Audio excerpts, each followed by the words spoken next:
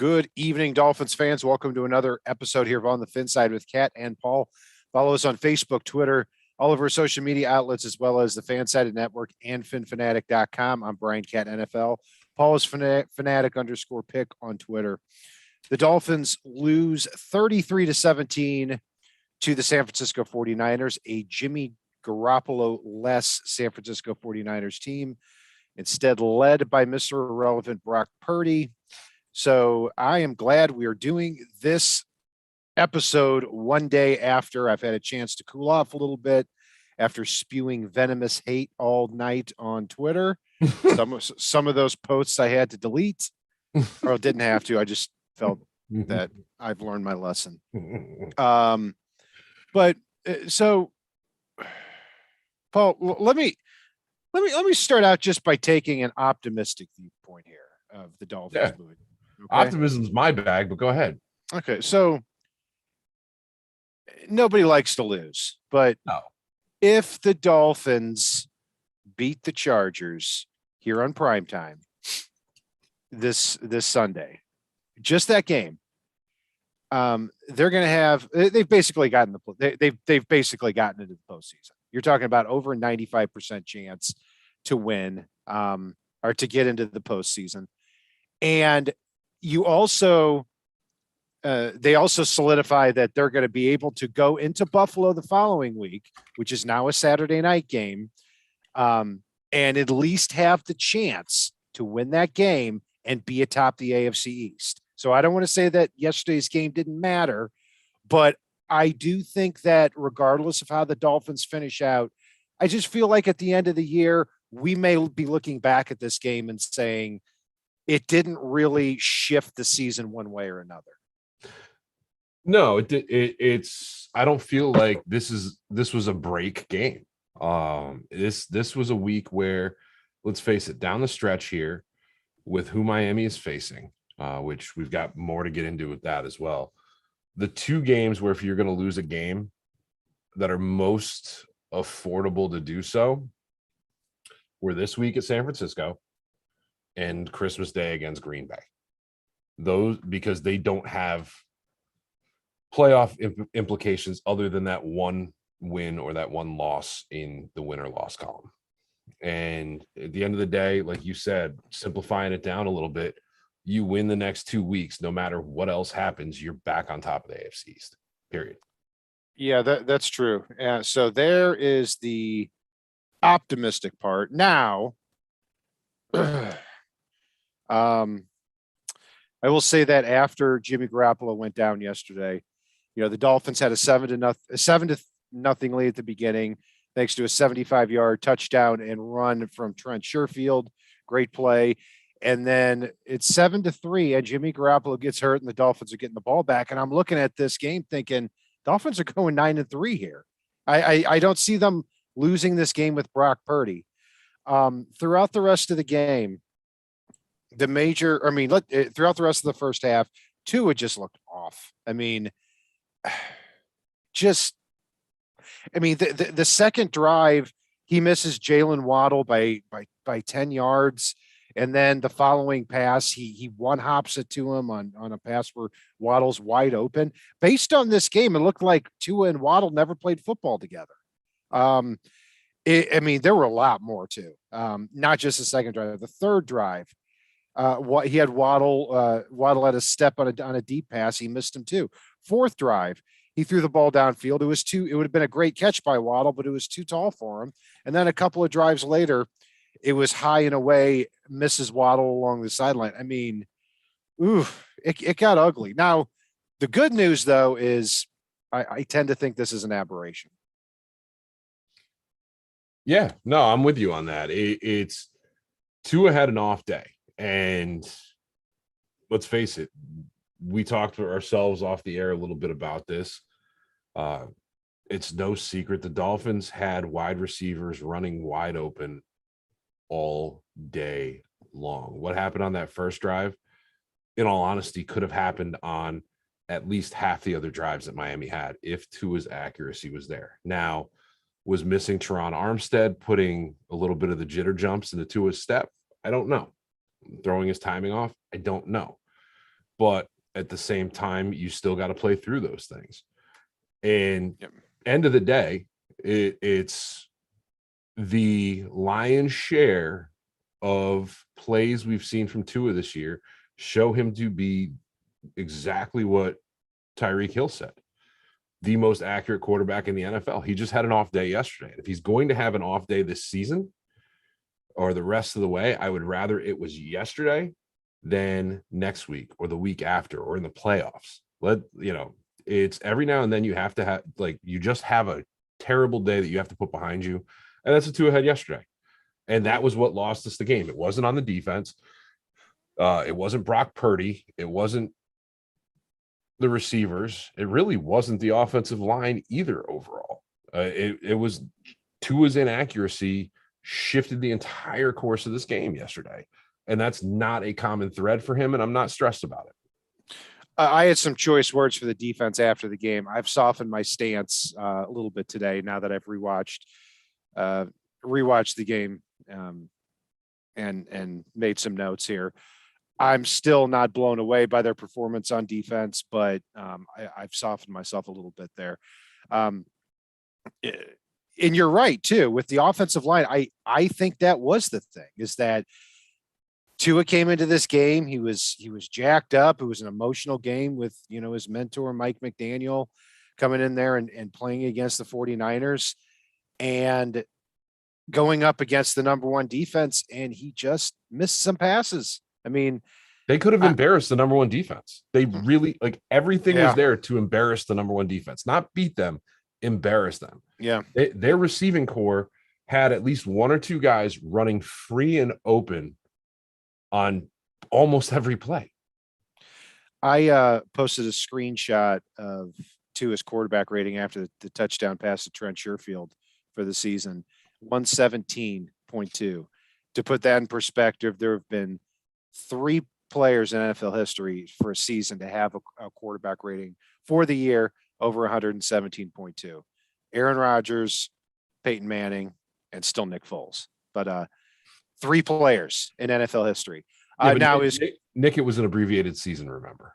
It was, but he has about the same amount of throws that Tua has. I think he has the exact amount that Tua has. Anyway,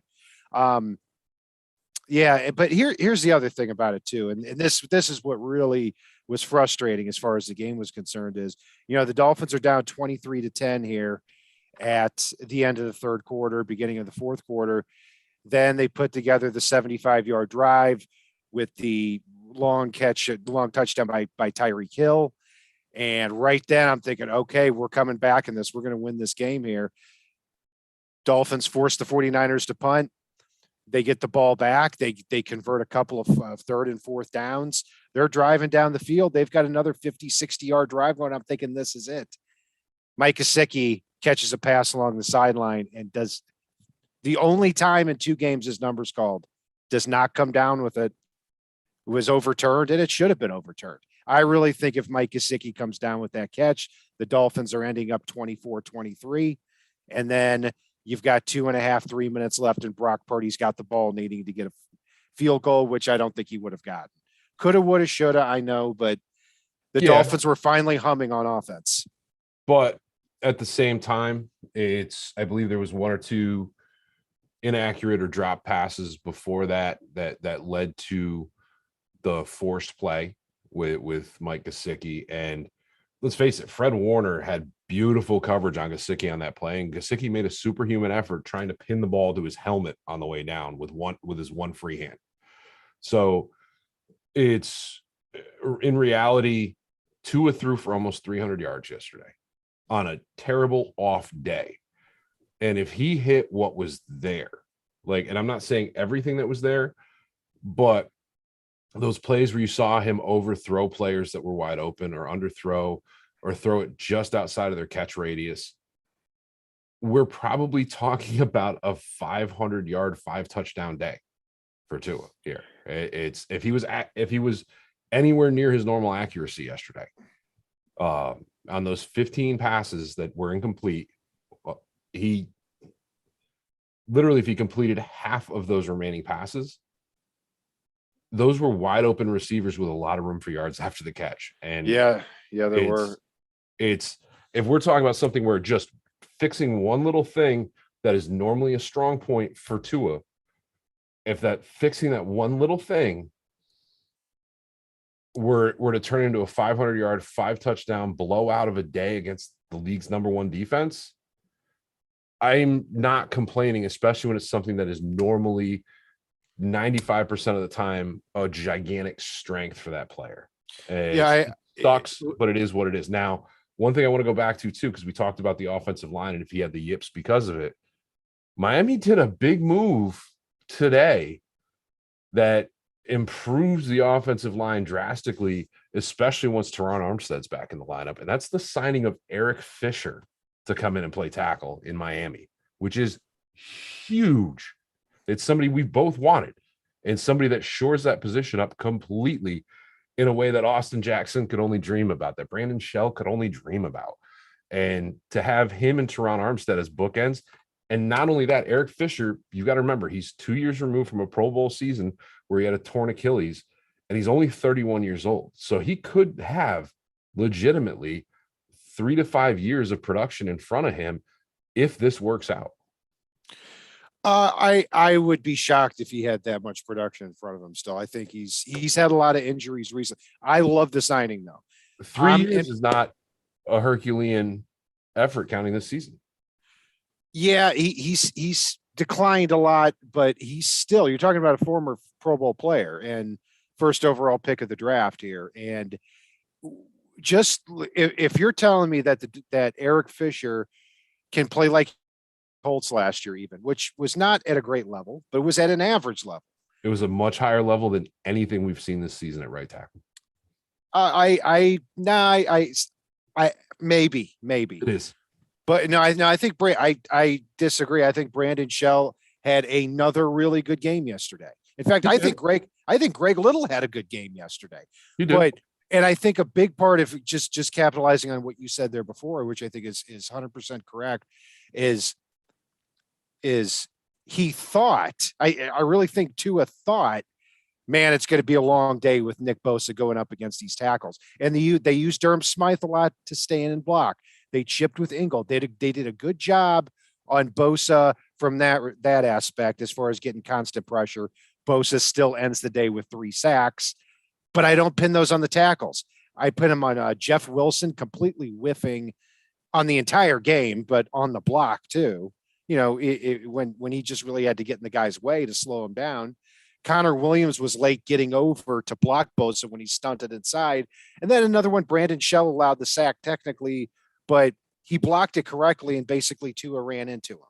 So I don't blame the tackles for what happened yesterday, but I'm happy that they signed Eric Fisher. Great fit in the scheme too. Yeah. And really at least 2 of the times they got to Tua, it was on a pretty dynamic stunt, where Bosa basically, had a twist or came through in a spot that was unexpected. So I'm not blowing it up about the offensive line yesterday in reality. Like you said, Jeff Wilson had a no good, horrible, terrible, bad day yesterday, which was unfortunate. Maybe he was pushing too hard against his former team. It's not synonymous with what we've seen from him thus far. I went so far after watching him fall down on the interception as going like, Jesus, it's like he's still playing for San Francisco, just in a Miami uniform. But yeah, I'm not. I still love Jeff Wilson being in Miami, and I think he's 100% an explosive back that could do a lot of good things for us down the stretch. Yeah, he's had 2 bad games in a row, but overall is still a good player. But this was terrible. Well, first off, 1 carry for 3 yards for Jeff Wilson. I mean, look, I'm not saying that the Dolphins. We've talked about the temptation for when receivers are running wide open all game to pull it back and take shots down the field. And hey, that's worked well for the Dolphins this year. But eight rushes all game. I mean, maybe get a few more in there. But Jeff Wilson, 1 carry for 3 yards. He had a long dropped pass that would have very comfortably gone for 20 plus yards. He had that. He had the whiff block on Bosa. And most importantly, like you said, on the interception with Tua, he falls down and Jimmy Ward intercepts the pass. First interception of Tua in 193 attempts. So yeah, bad day. And just speaking offensively in general, yeah, I'm mad with the way the game turned out. But I also don't think the 49ers necessarily exposed anything. If they did, I would be thinking completely differently about this. I don't think they exposed anything. I think wide receivers were running wide open like they usually do, and they were just missed in the first three quarters. Yeah, no, I mean, I think the only thing they exposed really was actually really two things. Like, if you can hopefully set off a few fire alarms and force Tua to have a completely inaccurate day, that'll stop the Dolphins, but or slow them down. Even I can't say stop. They still put up 17 points, almost 300 yards passing on a day that Tua was horribly inaccurate.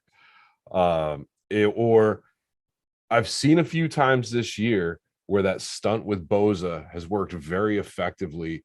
And believe it or not, even though I think he's having a Pro Bowl caliber season, it seems to be to Rob Hunt's side when they run that stunt from the defensive end position, that it seems to be effective. So I think that's something that the O-line coach needs to work on with Rob Hunt. But other than that, he doesn't really have many holes in his game. And no, they didn't expose anything. They exposed hey, you better hope Tua is inaccurate if you can't cover these guys. And even though they didn't run the ball, they only ran the ball 8 times. Raheem Mostert averaged 4.3 yards per carry. And it should have been more because he had a 20-yard run called back on a hold by Robert Hunt that was not a hold. It was nowhere close to a hold. And yeah, I don't want to get into the business of blaming refs. No, because the refs didn't lose this game. No, they didn't. There was that one, and then there was the pass interference on Xavier Howard, which I thought was real ticky tack, and then Cater Kohu was an abysmal call. Yeah, Cater Kohu was abysmal and ticky tack, but unfortunately was textbook enough that I can understand them calling it, even though I don't really like it. Okay. Maybe I need to rewatch that then. I thought it was pretty egregiously bad, but I mean, you've probably seen the play more than me though. So he had a hold of that and turned him a little bit before the ball got there. It's a very, very weak textbook call on that one. Yeah. The others I'm 100% with you on. Yeah. Yes. And just, to piggyback there, if you look at after the first 3 drives where the Dolphins had a touchdown, a punt, and a field goal, off to a good start, 10 points in the 3 drives. They went 3 and out, interception. So if you want to point to where the game got out of control, that was it. But a major point with the offense too, Paul, is Tua Tagovailoa has 2 primetime games coming up. It looks like 3 nationally televised in a row, really. Yep.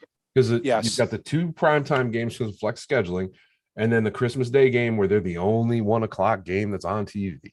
Yep. It's going to be fantastic. And so he's going to have an opportunity to redeem himself, and I absolutely think that he will. And Brett brought this up just before we move on from the officials. That tripping call was very ticky tack and gave the Niners new life on that drive. On Ingram, are you talking about? Yeah, I mean, yeah, it's technically yes, but it's when he's trying to pull back and the guy has a hold of him and his leg came up, which I think he knew what he was doing, but it wasn't some blatant leg whip. And really, if anything, it should have been offsetting penalties on that one because he was egregiously held. Yeah, absolutely. And he really stuck his leg up well before the ball carrier went through. So it's not like he just stuck his leg out at the last second and not, I thought there was that kind of stuff happens on just about every down. I mean, and I felt like they got penalized often for stuff that happened every down in the National Football League. So anyway, again, refs, not the reason the Dolphins lost the game. They lost to a 3rd string quarterback. Should not have happened. But I'm still very hopeful of the offense here moving forward. On the defensive side of the ball, I think I dogged the defense so much after the game because I just expected them to dominate the 49ers once Brock Purdy got in there. And Purdy played a good game. I mean, he had 4 or 5 passes and really, really tight coverage. That was impressive. I mean, I'm not trying to make the argument that you should not have smacked this guy around, but yeah, Kyle Shanahan had this guy ready. I mean, so yeah, I mean, but I mean, in reality, you look at the Dolphins' run defense. Jordan Mason gashed him a little bit, but outside of one run by McCaffrey for 30 yards, he had 16 carries for 36 yards. Now he had some receptions, which, let's face it, Christian McCaffrey is a threat receiving the ball out of the backfield, but nobody had over 100 yards receiving. You basically shut down George Kittle in this one. Debo Samuels had a couple of critical catches, but he only had 58 yards on the day. Brandon Ayuk only had 46. Like, you didn't get torn up by the San Francisco offense in this one. You really didn't. And especially in a game where Miami's offense was struggling so horribly, that's when you tend to see defenses fall apart, when they have to keep coming back out after 3 and outs and they're on the field so much more than the offense. That's when you see the wheels come off.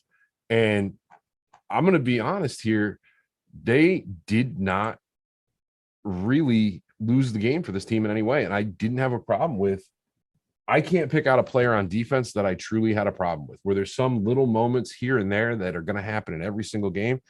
Absolutely. Landon Roberts had one where he decided all his job was to take on the blocker and not make a tackle. But again, he also had a lot of good plays in this one. Christian Wilkins played out of his mind in this game. Zach Sealer played out of his mind in this game. Jalen Phillips continued to be a bright and shining beacon. Zimmer had a good game yet again. Bradley Chubb had a good game. The secondary had a good game other than a couple ticky-tack penalties. Like, the defense overall, we can complain, but we're just dealing with a loss at that point and not actually making a real point. I'll agree with you on the defensive line and on the secondary. I thought the linebackers had a bad game, especially in the fourth quarter. If you look at that 33-yard run by, they over pursued, trying to make something happen 100%. Yeah, right, and they got completely washed out. And they had a rough fourth quarter. So, but other than that, other than linebacker, after rewatching the game, didn't have a huge problem. I thought Trent Williams got the better of Bradley Chubb, even though Chubb had a sack and almost had a second one. But Trent Williams is the best left tackle in the NFL, in my opinion, by a wide margin. He got a sack, almost got a second one, and forced Trent Williams into a holding penalty that would have been a third. Like, yeah, he had some plays. He had some plays on there. He actually had some good plays in coverage. I mean, I don't think he provided consistent pressure, but I'm not going to dog Bradley Chubb for that. I mean, who's he going up against next week? Trey Pipkins for the Chargers. You better throw him around like a rag doll next week. I hear Pipkins and I hear it in a British accent. I'm not going to lie. I don't know why.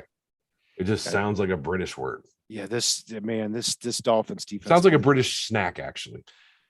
Yeah, it does. I'm going to go out and have some Pipkins. Pipkins Farms. I don't even know if did he go. He may have just gone on injury reserve. I don't know.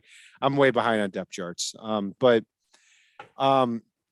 Yeah, I mean, Christian Wilkins, didn't he have double-digit solo tackles in this game? I'm pretty sure. Let me pull that right back up again. And then my buddy, a real good buddy, 49ers fan, called me and said, "You know who's an unbelievable player?" And he said, Christian Wilkins. He had 12 tackles. And I think it's the first time in a while that an interior defensive lineman has had double-digit tackles by himself. And he and Jerome Baker combined for 24 tackles and a half sack. Yeah, man. Yeah, the Dolphins had 4 sacks on the day. Melvin Ingram has another one. He's got 6. Bradley Chubb got another one. He's up to 8. Phillips had a half sack, so 4.5 on the year from him. And he got so close, Phillips did, so many times. Went up against Mike McGlinchey. I thought that was a good matchup for McGlinchey because McGlinchey struggles more with power, which we saw when Melvin Ingram pushed him back to the pocket. So overall, I still like. And I gotta say this: is there anybody that makes more out of limited opportunities than Andrew Van Ginkel right now? Oh yeah, he's playing. He's starting to play like he did a couple of years ago now. Now that he's been back, he got a sack in this game. He had an interception the game before, and then against the Bears the week before that, he had the fumble recovery for a touchdown. So he's making big play after big play, at least one in every game. So hopefully he keeps that up. I would say that with the defense in the final 32 minutes of the game, they gave up 3 drives that were 10 or more plays. So 3 long drives with Brock Purdy out there in the field. That's what I was hoping was not going to happen, because you start doing that, then you're taking away possessions from the offense to get caught up. And eventually the Dolphins ran out of offensive possessions, and then everything started to fall apart from there. But Paul, let's get to the grades here. Quarterback, Tua Tagovailoa. I'm going to throw it to you. Oh, actually, Tua and Skylar Thompson, if you want to count that. Who came I'm not in counting and threw that. an interception. Yeah, I won't either. It's weird with Tua in this one. He was, to me, 95% of why we lost this game. His surprising inaccuracy that I expect to see fully corrected for next week, which is one of the biggest strengths in his game, wasn't there. I'm not going to beat a dead horse. We've talked about it at length already in this episode. But at the same time, he still put up almost 300 yards, 2 touchdowns, including a beautiful long bomb to Tyreek Hill that had a lot of mustard on it going down that field. But again, it's we needed the accuracy dialed in, and we needed it dialed in sooner. And for how wide open the wide receivers were running in this one, you could have taken a little something off to make sure you got it where it needed to be, and still gotten it done on most plays.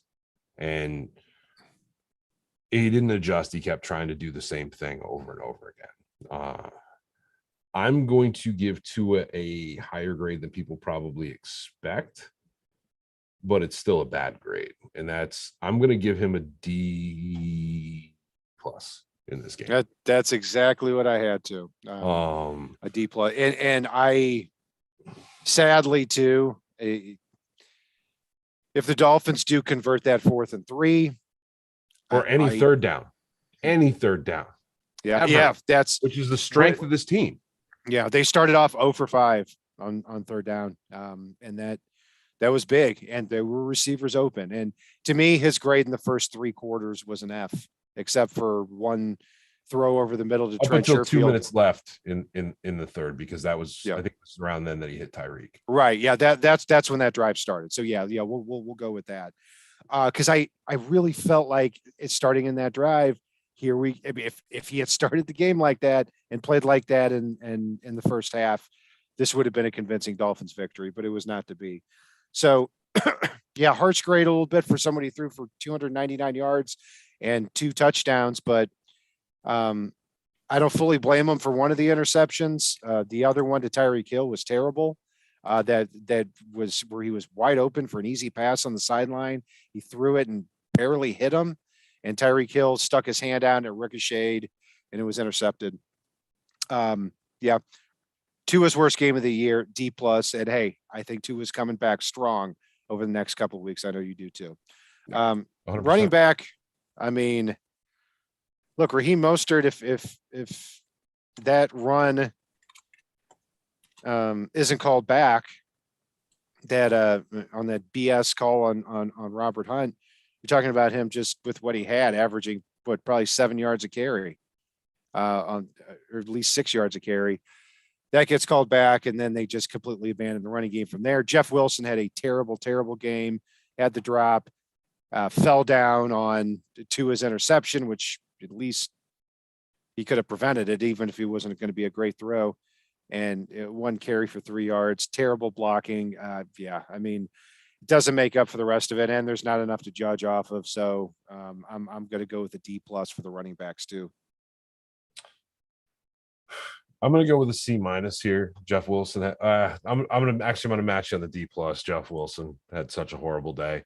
Raheem Mostert had 4.3 yards per carry with very limited opportunity, as you pointed out, and it really sucks because of that callback on a phantom holding penalty. But all in all, I'll match you on the D plus there. Ingold did well, so that might lift the grade up a little bit, or probably should. But There he had was a critical drop on an accurate pass as well. Yeah, are you talking about the one along the sideline that could have? Mhm. Yeah, it was put out there a little bit, but he still should have caught it. That's true. I do like though that the looks that they give, where hey, if you've got Tyreek and Waddle getting so much attention, dump the ball underneath. Take what's there more often. So receiver and tight end, Paul, throw it back to you. I thought Durham Smythe had a pretty decent day overall, even though it didn't show up in the stat sheet. I thought receivers were running wide open all day.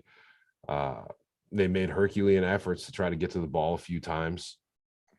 Believe it or not, I can give the receiver position an A minus here. It's they made the most of a very little, even though Jalen Waddle failed to show up, and I don't think that was all Tua in this one. It sounds like he was dealing with something health wise, even though I haven't seen a lot about what that was.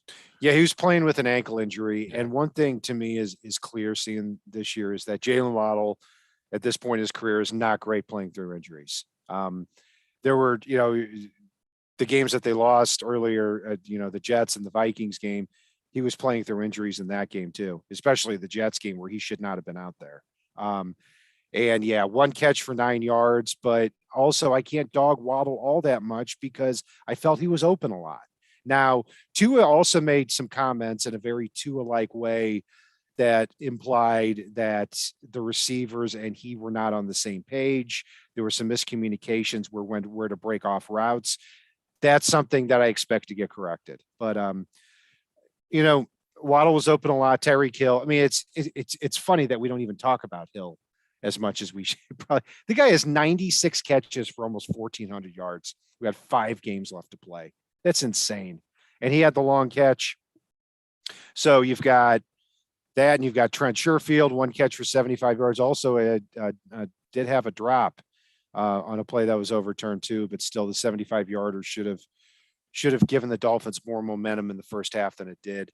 Smythe had the 19-yard catch, also blocked really well. Mike Gesicki had his number dialed up once. Yeah, it would have been a tough catch, but the game's on the line. You got to come down with that cleanly. I'll go with a B plus. Offensive line now. Again, it's for only rushing 8 times for 30 something yards and allowing 3 sacks to Nick Bosa. It sounds like this offensive line had a terrible day. I actually thought the worst player was Connor Williams in this one, just for this game here, because he was late picking up some stunts. Happened 2 or 3 times. One time with Bosa was a big play there. Everyone expected Greg Little and Brandon Shell to play terrible. Greg Little had 37 reps in pass protection, did not allow a sack, a hurry, or a hit. And Brandon Shell allowed 1 quarterback pressure, 1 hurry, and 1 sack. And the sack I don't even blame him for. Robert Hunt, I thought, had a still a solid day and should not have been penalized for that one. So,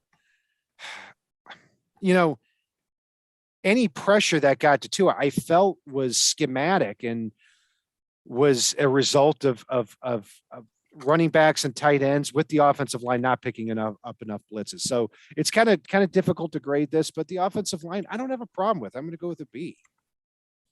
I'm going to go with a B. Yeah, I'm going to go with a B as well.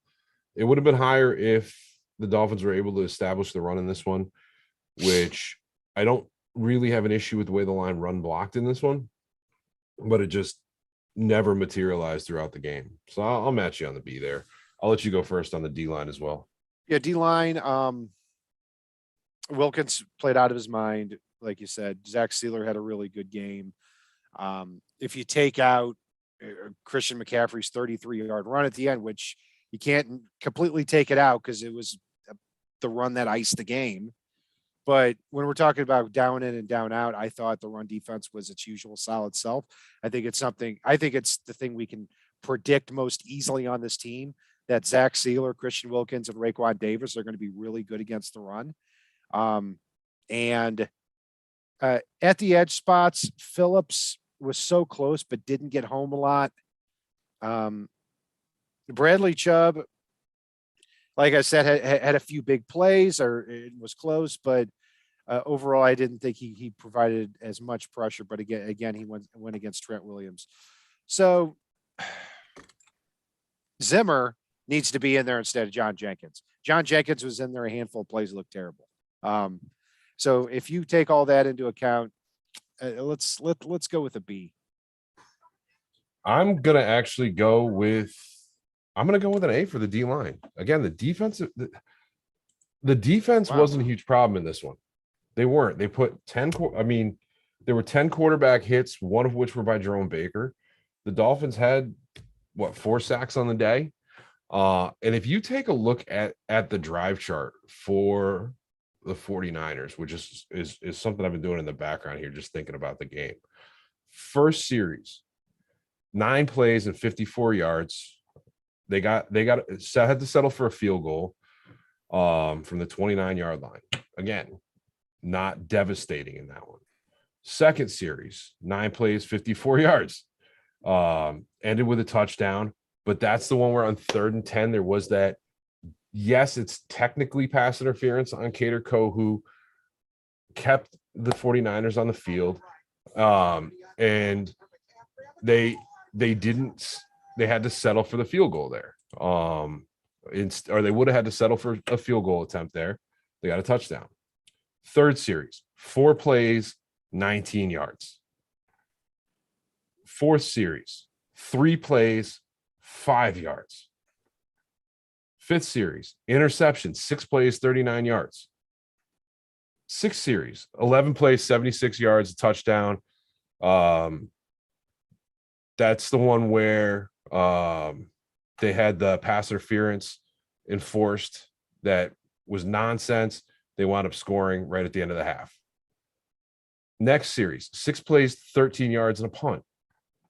Next series, 12 plays, 39 yards. Next series, 4 plays, 7 yards, and a field goal. Like, that's a team where the defense had their back against the wall from the offense all day. And really, 6 plays, 27 yards on the next series. Like, Got it. These are 10 plays, 34 yards, and a field goal. Like, these are the stats you want to hear from your defense as far as these drives go. They really are. Yeah, when you break it down like that, absolutely. I also think too there were a lot of missed tackles that kept drives going. There were a couple, but I mean, it's still those 2 drives where they scored touchdowns and they had the pass interference penalties, and so many drives that were 20 yards or less and ended with a field goal, like or a punt. Like, I don't blame the defense in this one, and I can't give them a low grade because of it. It's Purdy didn't tear them apart. Christian McCaffrey, yeah, he did some things in the receiving game. They held him, even with that 30-yard run, to under 4 yards per carry. A perfectly healthy, ready to go Christian McCaffrey. Yeah, and Jordan Mason had 2 runs over 10 yards. Other than that, he didn't do much. So they had 3 runs basically, but important runs. I mean, the McCaffrey one ices the game, and also that 33-yard catch from McCaffrey in the first quarter is one that's again reason that they put points on the board. On that play, Duke Riley fell down, so he gets docked for that. And so at the linebacker spot, I'm gonna go with a C- for the linebackers here. I was not. I felt they were by far the weakest unit on the team. Jerome Baker got caught in the wash a lot against the run. If you look at those 3 big runs, Baker's wiped out. Landon Roberts did not step up in the fourth quarter and provide the usual teeth he does on defense. And Duke Riley falls down on the long McCaffrey catch, and in addition to that, and having the missed tackles that they had, I don't feel like any of them made plays throughout the game at all. So yeah, so I'm gonna go with the C- for the linebackers. Yeah, no, you threw the C- already, but I'm gonna disagree with you on. I think Landon Roberts did have his worst game, and Duke Riley did fall down, but Duke Riley also made some very good plays in coverage, including against Christian McCaffrey. Jerome Baker had half a sack as well as a quarterback hit in this one. I saw him make some tackles, and again, in that critical moment at the end of the game when your offense has had your back against the wall all day, the linebackers did get caught in over pursuit on that play. They did. And he got washed on a couple of run plays, but again, he made 12 tackles on the day. It's that's not a horrible stat. And Andrew Van Ginkel coming in to play that linebacker edge hybrid came in, gets a half a sack and another quarterback hit. Like it's I don't feel the linebackers had this, like, again, I still feel like I said at the beginning of this episode, I don't put the onus on the defense, even though San Francisco scored 26 points against the defense. I really don't. It's because a lot of those were very short drives that ended in field goals or were extended by a ticky-tack penalty on the 2 drives. But outside of that, the 49ers did not gash this defense. This playoff caliber team, I thought their offense looked pretty pedestrian in this one. You limited George Kittle in this game to 22 catches, and that's partially the linebackers in coverage or assisting in coverage. And again, it's something where I don't blame the defense for playing with their ass against the wall. Yeah. Really so, yeah, the linebackers, yeah, still was not impressed by. And I also in the chat that it was mentioned too here about Duke Riley. Yeah, I don't know why Duke Riley was so tasked with covering Christian McCaffrey as much as he was. I don't either, but he surprised me. Riley? Overall, other than the fall down. Yeah, I thought this was one of his weaker games, but he had a tough task. I thought that should have been divvied up a little bit more. And I guess with the defense too, you look at the 2 touchdown catches. You've got Christian McCaffrey, his touchdown right before halftime, and Kyle Juszczyk's touchdown. Yeah, they were short touchdowns, but way, way, way, way too easy. Why are you playing in the end zone on such a pass like that? So I don't know. Doesn't make a lot of sense. And partly because your offense has had your ass against the wall all day. You're starting most of your drives from, 4 yards away from your side of the field, if not closer. Well, I don't see how those two things are related, but I understand what you're saying. They're hugely related. They really are. Like starting with your back against the end zone and your offense going 3 and out a lot on the day, or 4 or 5 and out, or turning the ball over as soon as you get off the field. It does have an impact. It really does. And I'm surprised it didn't have more of one in this one.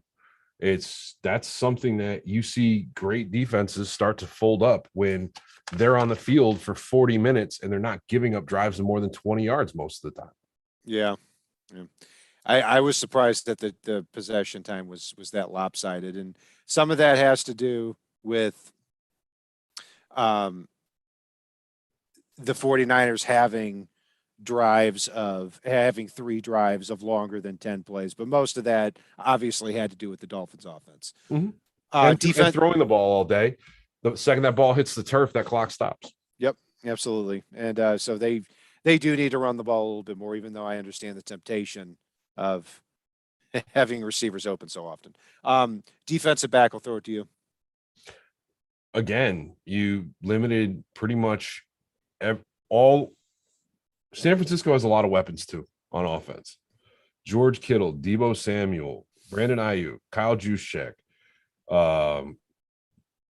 Those are the biggest weapons on that offense. And, they are, as far as receivers and tight ends go. They were very limited in this one for what they are. And again, I don't have an issue with the secondary in this one. I can give the secondary, I can also give them an A- here. They weren't the problem today. I don't think the secondary was the problem either. I'll match you on the A-. Because look, I mean, you take a look at the big plays of the day. Christian and I really felt like the first drive for the 49ers where they had the 33-yard catch to McCaffrey where Riley fell down, and they had the Brandon Ayuk had a 23-yard catch just in the first drive. My theory is that Josh Boyer got a little bit more cautious throughout the game after that to a fault where there was a little bit too much cushion being given to these receivers when they had Brock Purdy a quarterback. But no, I mean, Xavier Howard to me is looking like the Xavier Howard of old. I mean, he the bye week did great things for him. He did outstanding. He was called for a pass interference, which I thought was I just think interference needs to be so egregious, not just having your hand on the back of the receiver. That's and Kohu, yeah, you may know that play a little bit better than I do. I thought that should not have been called either. Javon Holland, I thought had one of his best days in a while. I thought he was more active. They were using him more on the blitz. Hopefully we see a lot more of that. Eric Rowe almost caused a fumble. I thought it was a fumble at first. It turned out to be an incomplete pass. Keon Crossan was the guy way too deep in the end zone during the Christian McCaffrey touchdown. But other than that, I thought he had a solid day too. And yeah, I mean, Brock Purdy, 37 attempts, 210 yards, so he's not completing a lot of passes.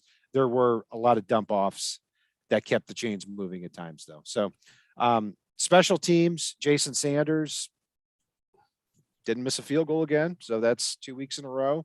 Certainly a good thing. Thomas Morstead had a punt that got returned, I think 26 yards. Not a great moment there. Not Morstead's fault necessarily.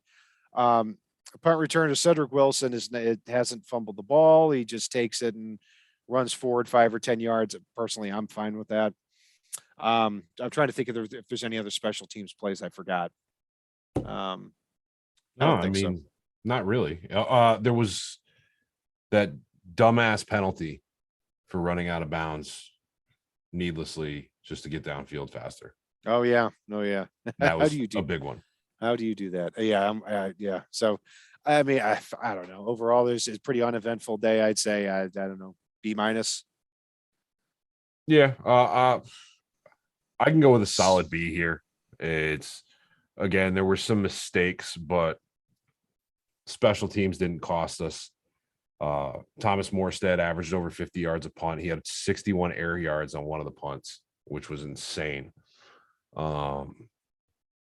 But yeah, the other thing I'd say too, and it's something I forgot to bring up when we're talking about those two ticky-tack or phantom pass interference penalties.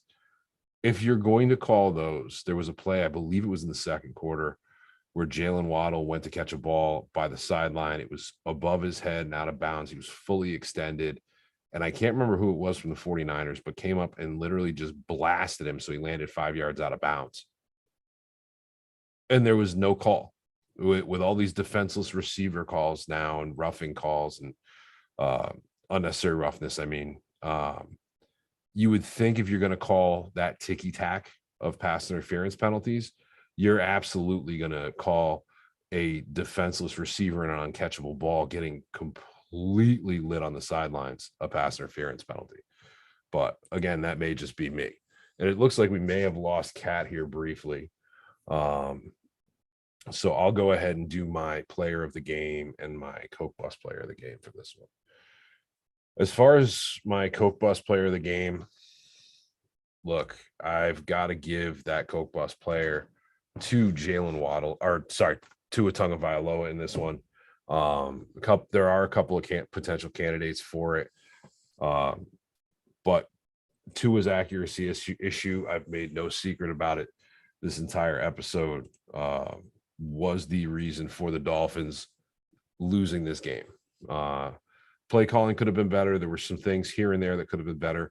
But end of the day, his accuracy throughout the day overall, even though he did throw for 295 yards, was a huge reason. So unfortunately, as great as Tua's been this season and how little I'm worried about him moving forward, he was the major reason why we lost this game.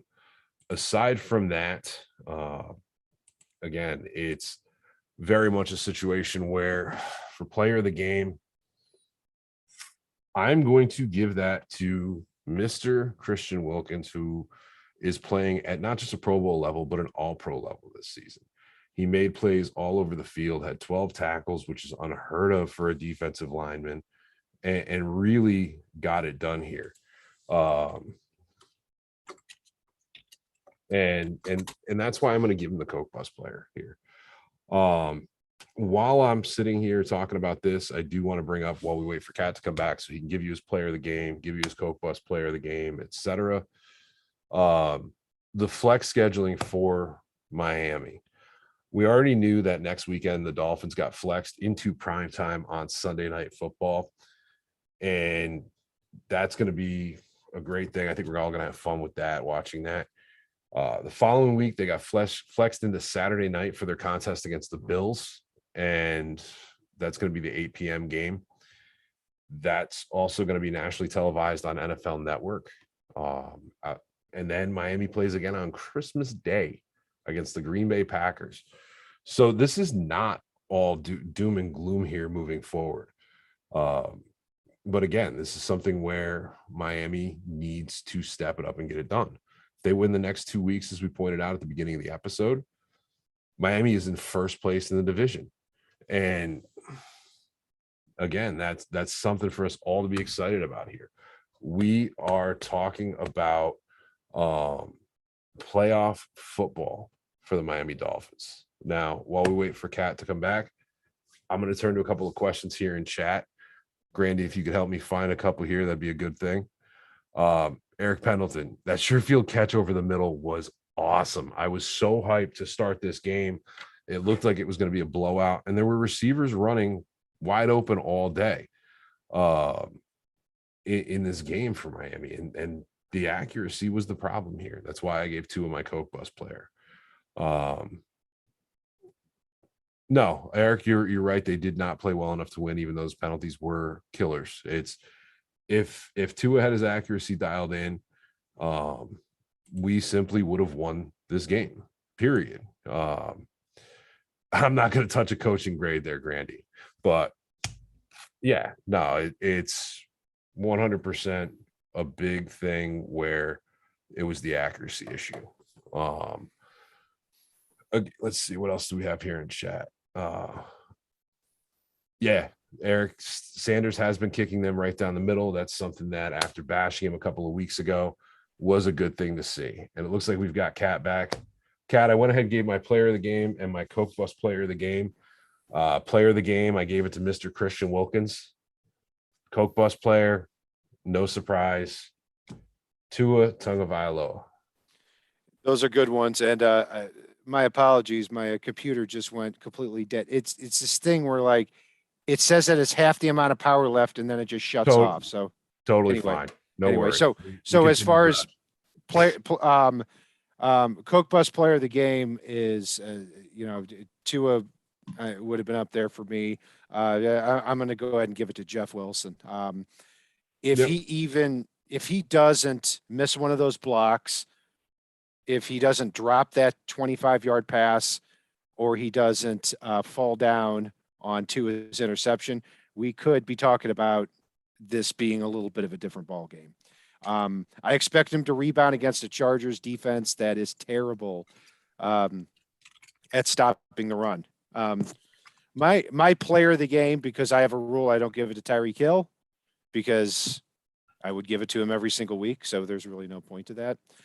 My player of the game is going to go to Xavier Howard. I think he had a fantastic game, had his first interception, and I am very excited that the secondary, I think, has stabilized itself. Where a couple of weeks ago, we were freaking out about, Xavier Howard's injured, is Cater Coe who's injured. Is this going to be a decent tandem? Well, it is a good tandem now, and I think Keon Crosson's put together a couple of decent games too as a third cornerback. Eric Rowe has looked more like the starting caliber player he was a couple of years ago, and you've got Javon Holland back there. So I think the secondary is greatly improved, and they need to keep that together in combination with the pass rush. So it's on to the Chargers. Paul, anything more to add before we sign off here? No, it's like I said earlier, this felt like an aberration where it wasn't a positive game, but they're easily fixable things that if you look at Miami consistently and by the numbers, I expect to correct themselves in a lot of ways, especially with big Eric Fisher playing right tackle moving forward, especially if we can get Teron Armstead back sooner than later, as it sounds like we might. Even though I like the Fisher signing, I was concerned at the time that maybe Armstead, it was a sign that Armstead wasn't coming back soon. Word is Armstead is supposed He to almost be came limited. back for this game. Yep, he almost came back for this game and was supposed to be limited, or is going to be limited in practice this week, but is angling toward playing. So that's really, really encouraging there. And it's nice to have that depth at offensive tackle here moving forward. So that's going to do it for our breakdown of the Dolphins Chargers matchup here. Dolphins Chargers. On to this. I'm already thinking. Dolphins 49ers lost 33-17. I'm Brian Cat NFL, Paul's Fanatic _pick. Follow us on Facebook, Twitter, all of our social media outlets, as well as the Fansided Network and FinFanatic.com. And if it's not on the right side